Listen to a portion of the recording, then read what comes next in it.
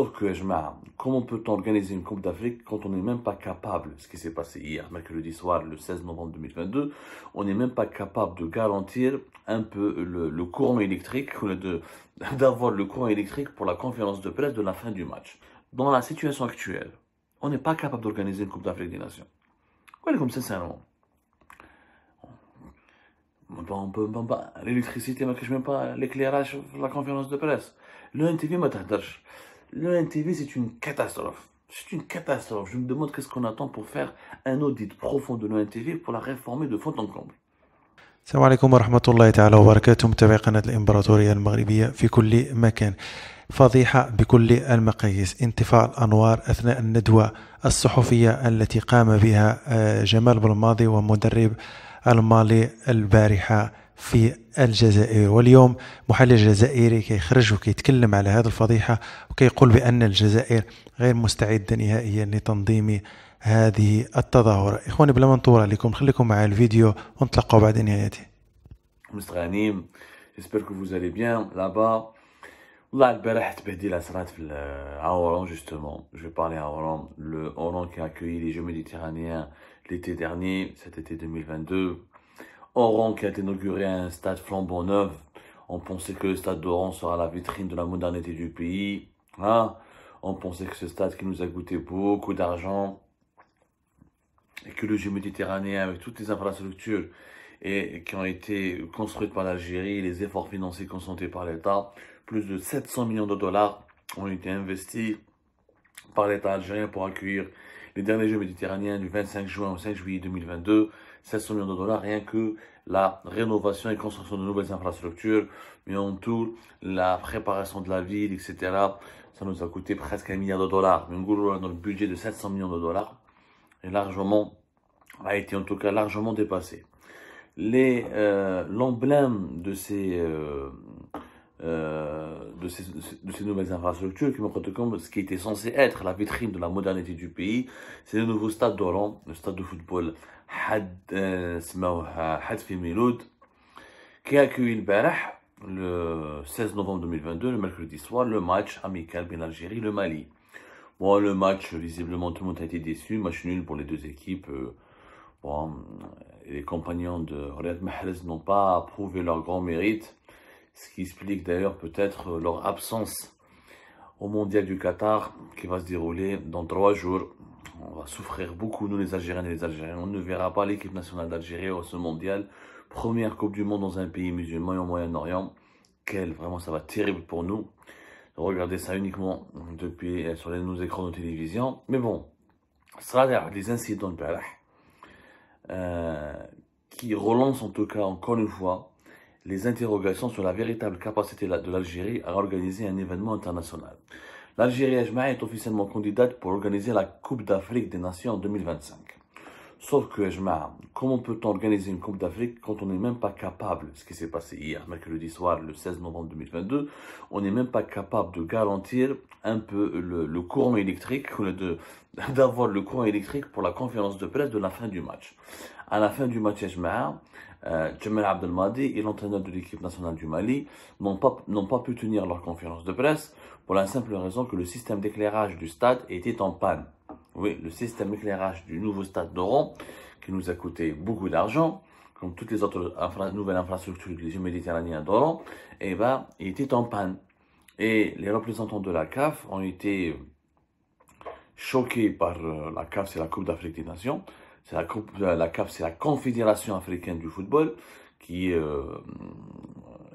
la structure mère du football africain. C'est elle qui va annoncer, c'est elle qui va attribuer l'organisation de la Coupe d'Afrique des Nations en 2025. Et donc il y avait des observateurs qui étaient présents sur place, les représentants de la CAF ils ont pris leur téléphone, ils ont commencé à filmer cette scène tout simplement hallucinante dans un pays gazier, pétrolier, un pays riche, parmi les plus riches du continent africain, mais qui n'est pas capable de se doter d'un système d'éclairage fonctionnel, alors que l'électricité, elle est pas chère dans notre pays, nous la fabriquons à 99% avec du gaz naturel, nous sommes un pays riche en gaz, et il n'y a pas d'électricité dans le stade le plus important du pays, le nouveau stade, ce qui empêche donc l'organisation d'une conférence de presse les deux entraîneurs des deux équipes qui devaient donc parler de leurs équipes et parler de la fin du match. La traditionnelle conférence de presse, à la fin de chaque match officiel ou amical, il y a les entraîneurs des deux équipes qui se présentent devant les médias pour répondre aux questions des journalistes et pour donner leurs impressions sur le déroulement du match et leurs impressions sur les prestations de leurs équipes. Bah, il n'y a pas de conférence de presse. Le stade était plongé dans le noir. Donc, l'entraîneur algérien, l'entraîneur malien ont été obligés de quitter le stade précipitamment. Ils ne pouvaient pas attendre parce que l'électricité n'a pas pu être rétablie. C'est la première connerie. Et comment un stade flambant neuf, je dis bien un stade flambant neuf, à Oran, deuxième ville du pays, on vient d'accueillir à peine il y a 2-3 mois, il y a quelques mois en tout cas, les Jeux méditerranéens, bah on n'est pas capable d'avoir de l'électricité à un moment important de la fin du match. La preuve, une information qui est vraiment, lorsque en 2021, c'était l'année dernière, la CAF, la Confédération africaine de football, a fait une enquête sur l'état des stades africains. Et pour recenser les stades, c'est un rapport qui a été fait sur l'état des infrastructures sportives en Afrique. Le rapport avait pour but d'évaluer les capacités et des stades recensés sur le continent africain et savoir est-ce qu'ils sont conformes aux normes internationales. Parce qu'il y a un cahier des charges des instances internationales du football, notamment des cahiers de charges où il y a des normes qui sont fixées par la FIFA pour que un stade soit homologué. Quand il est homologué, c'est-à-dire qu'il est déclaré capable et prêt à accueillir un match international.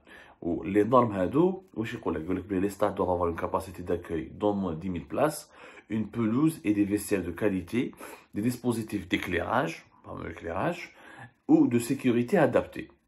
Avec les conditions les plus importantes. Capacité 10 000 supporters, une pelouse de qualité, conforme à certains normes de technique, et des vestiaires de qualité, des dispositifs d'éclairage et de sécurité adaptés. Malheureusement, l'Algérie ne figure même pas lorsque ce rapport de la CAF a été rendu public en 2021. C'était en mai 2021, voilà, mai-avril 2021 ce rapport. L'Algérie ne possède même pas plus de 3 stades homologués. Il y a 2 stades. On n'a même pas 3 stades homologués, c'est-à-dire conformes aux normes du cahier de charge des instances internationales du football. C'est comme grave. Alors, dans les autres pays africains, avec l'Afrique du Sud, oui, pays le plus développé en Afrique, il a 13. Laissez-moi juste retrouver mes notes. L'Afrique du Sud, elle a 13 stades. Voilà, l'Afrique du Sud, elle a 13 stades homologués, ils conforment aux normes internationales de la FIFA. L'Égypte et le Nigeria, ils ont 7 stades. Le Maroc, 6. Le Cameroun, 5. Et la Guinée équatoriale, 4. L'Algérie ne figure même pas parmi le peloton de tête. La Tunisie, elle a à peine un seul stade. La Côte d'Ivoire, Kif un stade. Et le Congo, Kinshasa, aussi un stade. Nous sommes entre les deux catégories. Nous avons 2 stades. Le 3e stade, des fois, on a 2 stades. 5 juillet ou réellement 5 juillet. Il vient d'être homologué récemment. Maintenant, on a 3.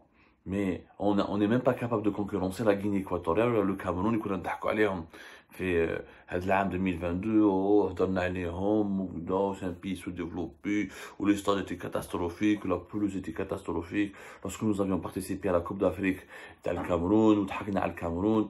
ايش مع الكاميرون il a plus de stades, il a plus de stades homologués que nous. La noblesse يا ناس.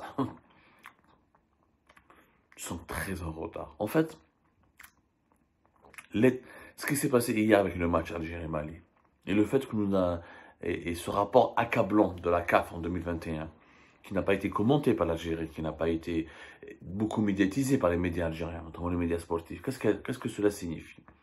Cela signifie parce que le football traduit le niveau de développement d'un pays. Le football traduit le niveau de développement d'un pays.